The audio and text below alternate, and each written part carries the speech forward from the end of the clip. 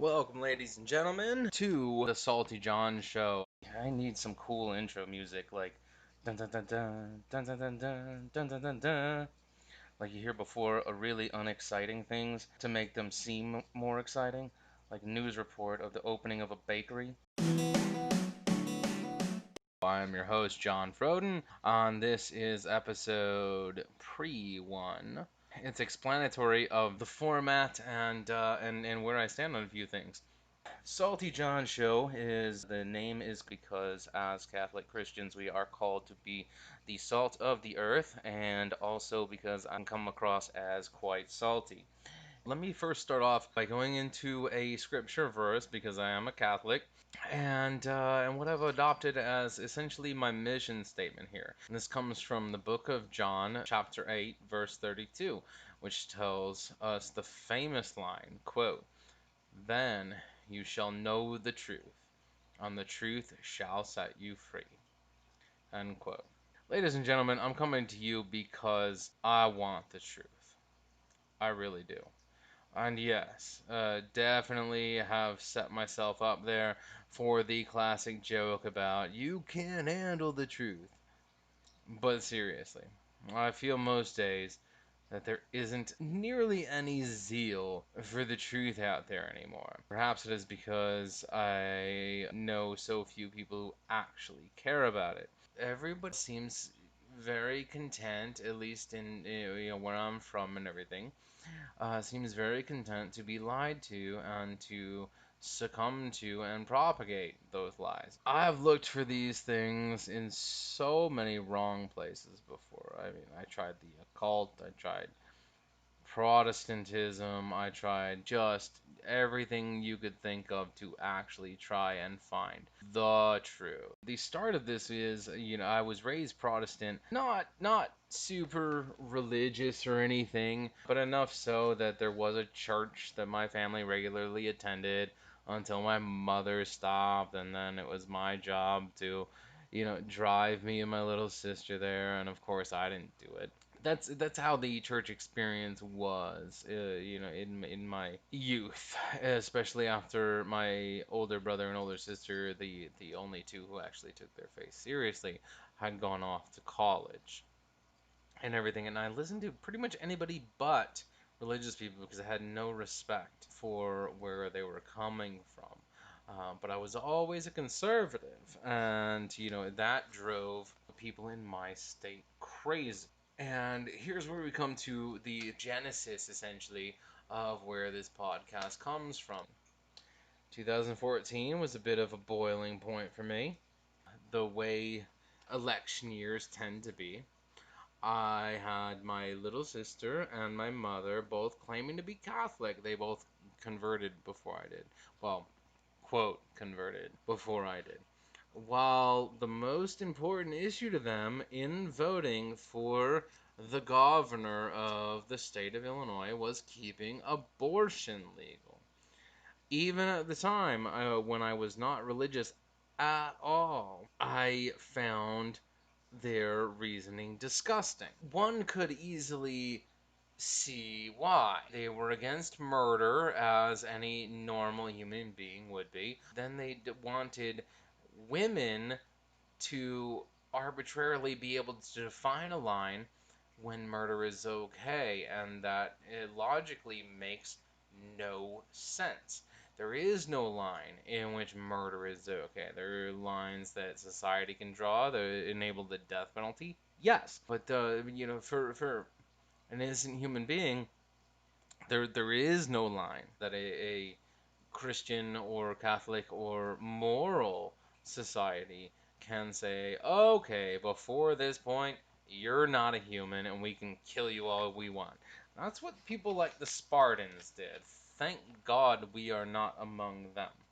After my home state elected a Republican governor, the sheer devastation and animosity of my sister, my little sister, was disturbing. I would see online posts from her and of those I thought were my friends growing up, blaming the governor for every single thing wrong in their lives. And when they ran out of things in their own lives, They blamed him for things wrong in other people's lives. Now, a big example of this is I would get hateful and harassing messages because they knew that I had voted for the Republican governor.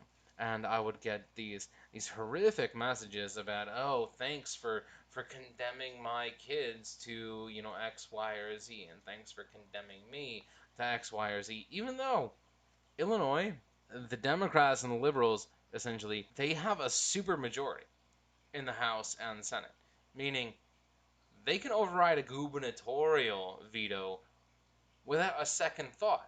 They just didn't want to because they didn't want to be seen on the side of tax hiking and everything. So, this is all show nonsense. So, if they actually believed what was going on, they would be writing to their Congress people, not blasting the governor. And the governor here, he's got his problems just like we all do. One of the big things was Governor Rauner participating in a standoff with the teachers union. The teachers union, for those who aren't aware, is one of the most corrupt bodies in the entire state of Illinois. They are funded by union backbreakers, and they have extraordinary and exceptional demands that they place on politicians. And Rauner said, no, we're going to actually fairly negotiate.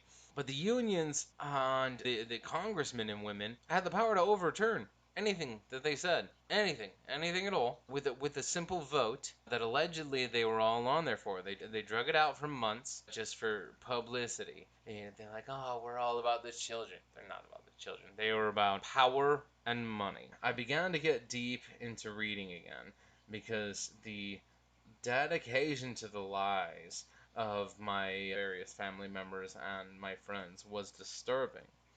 In 2016, I started RCIA, and it could not have been a better time to start to explore the real truth found in the Holy Catholic Church.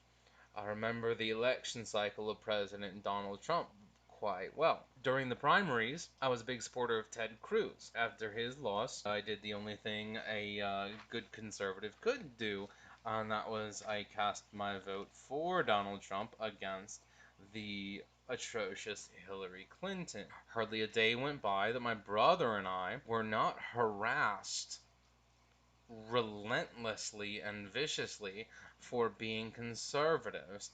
And it got to the point that about half of it every day was spent debunking their lies that were parroted from the likes of CNN or MSNBC, as if these people were incapable of thinking for themselves, which they presented themselves as being able to do.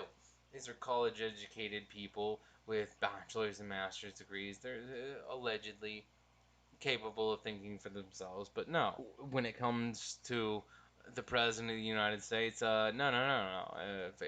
If a person they agree with is in power, they don't care about a dang thing. And so here, I want to state that this show is about truth in any area of life, not just politics. I'm not trying to sway anyone specifically in a political sense. I don't care. What I want is for a dedication to truth and justice to prevail. It's not my fault that it just happens to be more present on one side than it is on the other. Now, I'm a very stubborn guy, especially when I am advancing what I know is right. I refuse to back down on conservative principles when I am challenged, like most of you out there. We have gotten used to the back and forth. We've gotten used to being ridiculed. I was surprised, though, to have a deacon teaching sessions of RCIA that asserted that there was no devil, that the church will start to accept gay, quote, marriage because it is the, quote, right thing to do. Relatively openly advocated for socialism and moral relativism. I just wanted to get through confirmation. Though I did in 2017, I couldn't keep my mouth shut. These things were too egregious to pass up. Socialism and communism were responsible for the deaths of tens of millions of people, far beyond the numbers of the Holocaust. Don't lose sight of that. But, here it was being taught. The church has problems today, and it always has had problems. Thankfully, though, we have the promise as Catholics that it won't be overcome by the gates of hell. The church isn't the only area with problems, though, as you all know. Cultural rot has been evident my entire life. Meaninglessness of most TV shows and films speaks to this.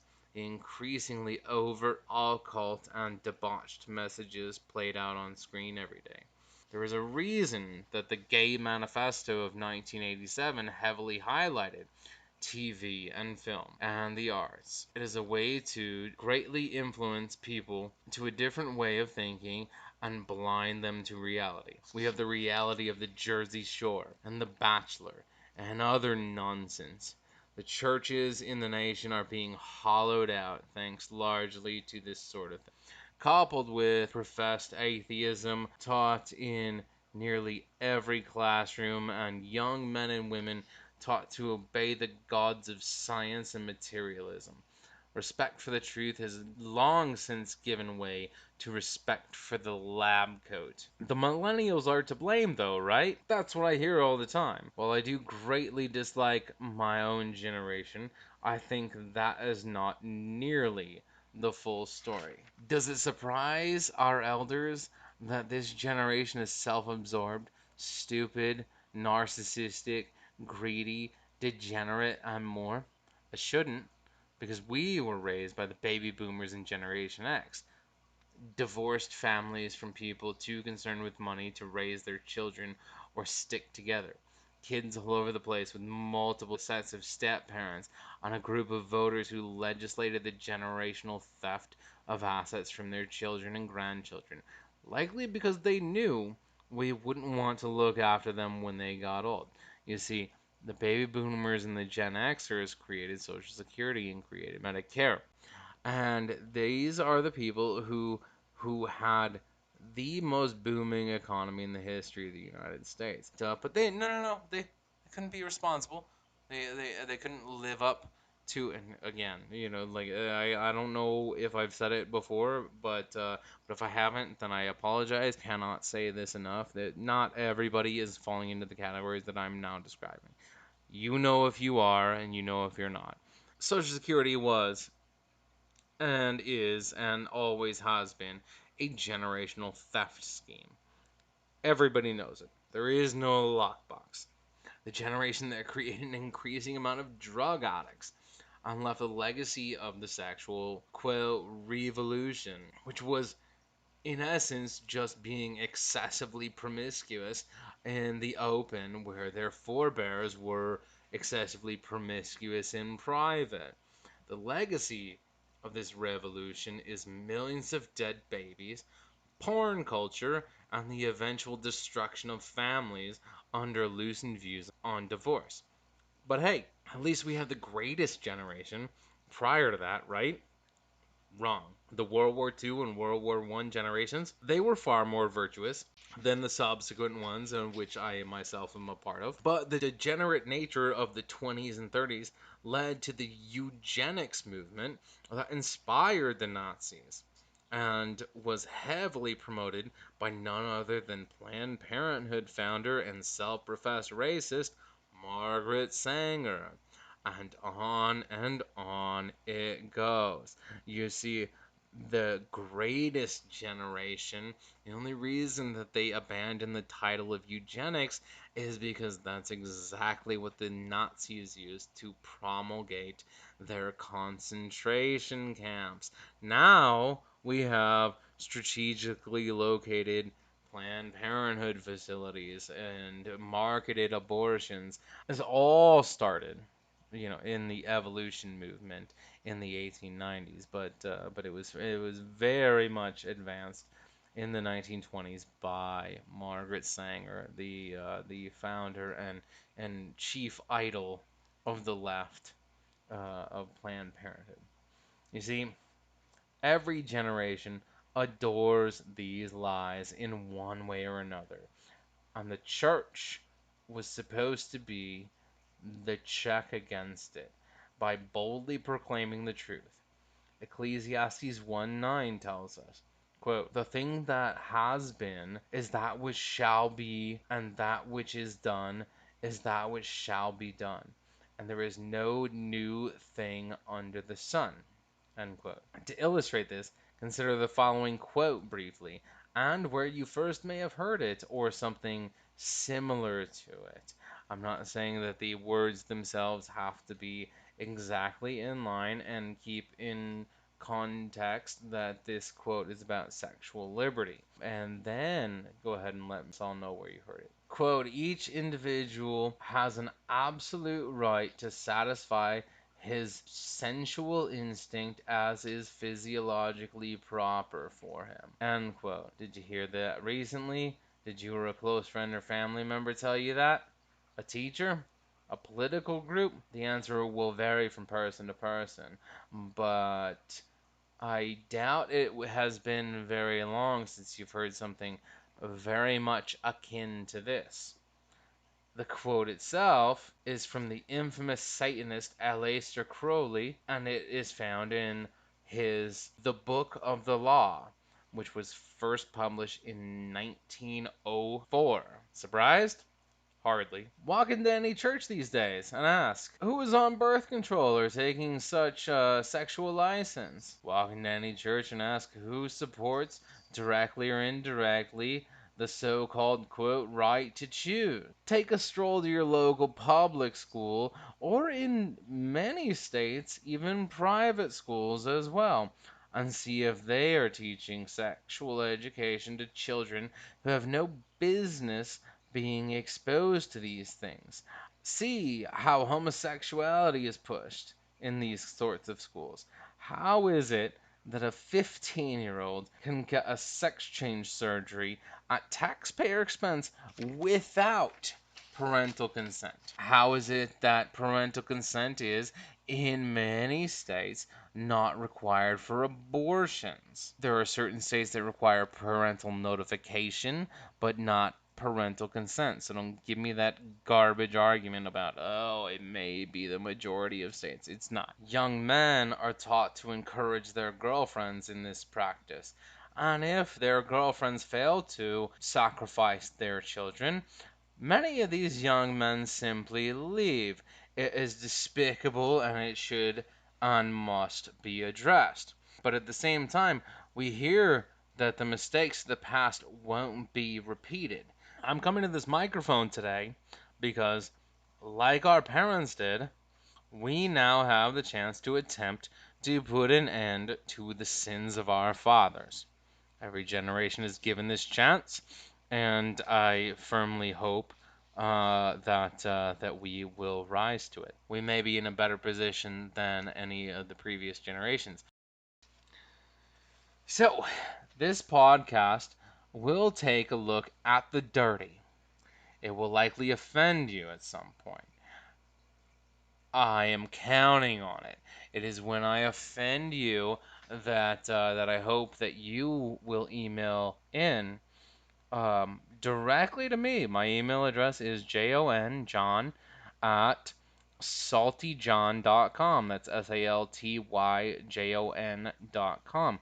And I want you to challenge me because I may not be right, and I'm absolutely willing to correct myself and do so publicly if I'm not right. But what we're hoping to do here is to start a conversation, because the only way that we can all get to the truth is by helping each other and trusting in the Lord to help us.